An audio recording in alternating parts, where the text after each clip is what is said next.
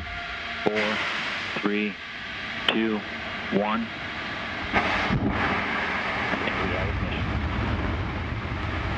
And we have liftoff of Antares, the orbit 3 mission, delivering Cygnus on its third CRS mission to the ISS. Got main engines at 108%. Avionics power nominal.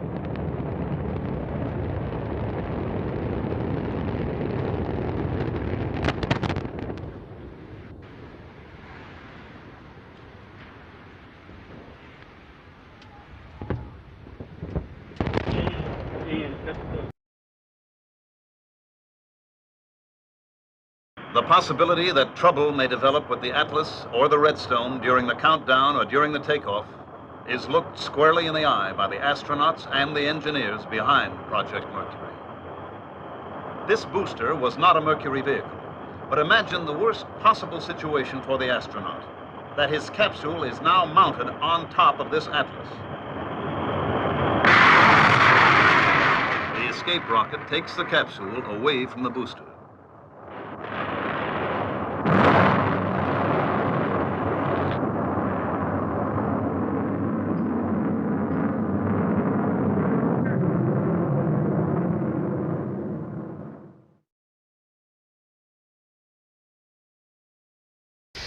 Neuf, 8, 7, 6, 5, 4, 3, 2, unité, feu.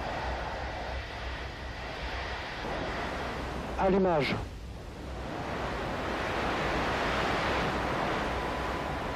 Décollage.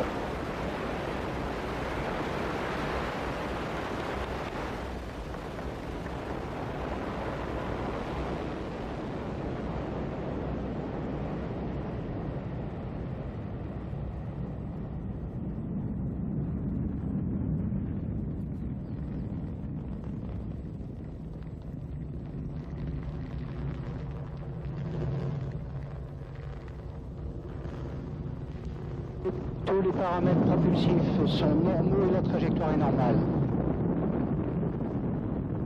37 seconds into the launch, the onboard computers decided 501 was 90 degrees off course.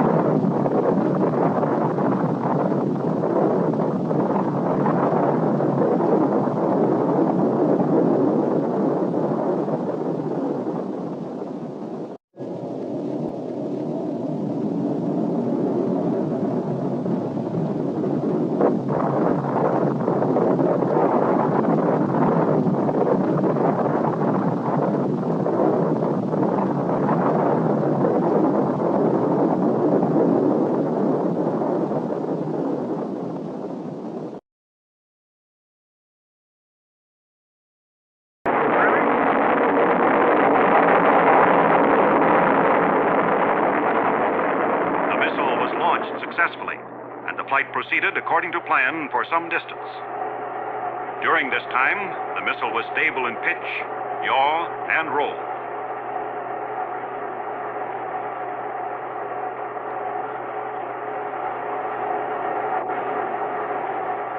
Then a failure occurred involving one engine. And shortly thereafter, another engine also lost power. It was therefore necessary for the range safety officer to destroy the missile by remote control.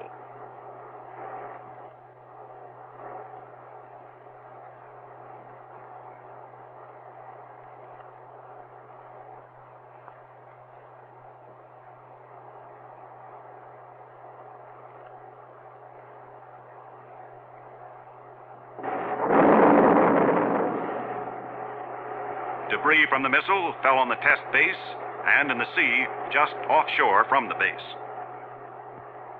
Nearly all critical components were recovered. These parts and data radioed to the ground during flight were studied to isolate the exact cause of the trouble.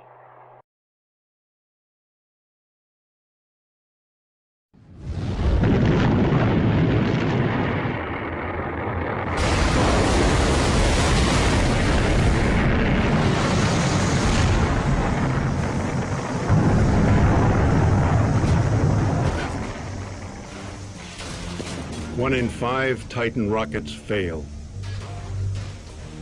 Tough odds if you're a rocket man.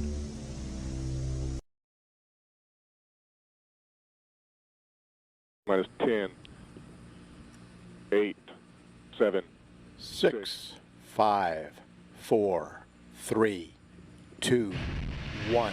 Ignition sequence start and liftoff of the SpaceX Falcon 9 rocket, adding to the International Space Station access for future American rockets.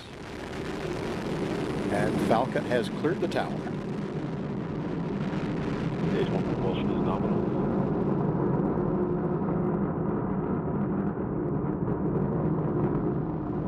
Vehicles programming downrange.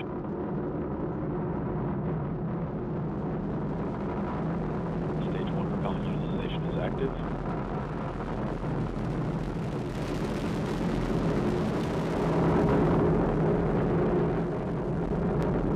Power and telemetry nominal.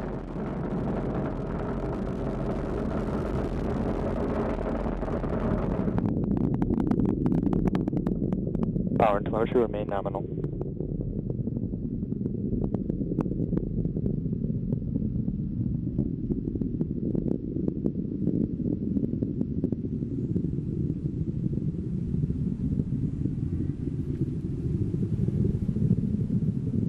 Impact chill has begun. T plus 2 minutes. Altitude 32 kilometers. Speed 1 kilometer per second. Downrange distance 13 kilometers.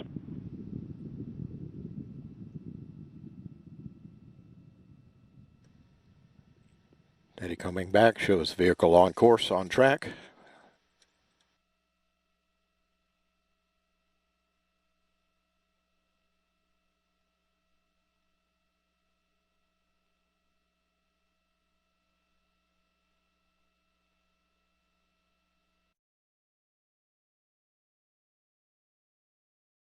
After nearly a year's delay posed by its liquid hydrogen fuel, the mighty Centaur is on its pad at Cape Canaveral for a maiden flight. It is to be boosted into space by an Atlas for a 15-minute flight, a flight scheduled to study the performance of the temperamental hydrogen fuel. The Centaur is designed to put a payload of more than a ton on the moon or 1,000 pounds in the vicinity of Mars or Venus. The first few seconds of the shoot go without incident. The Centaur climbs to 30,000 feet, then malfunction.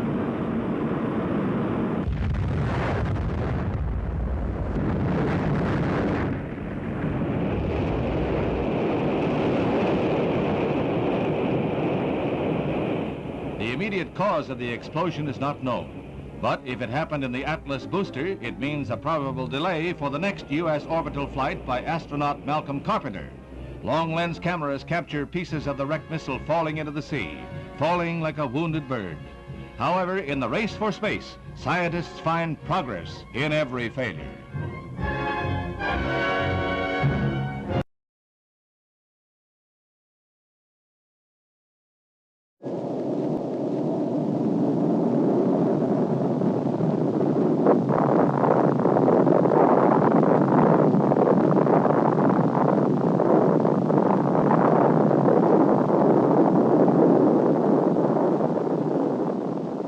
This is not a common occurrence.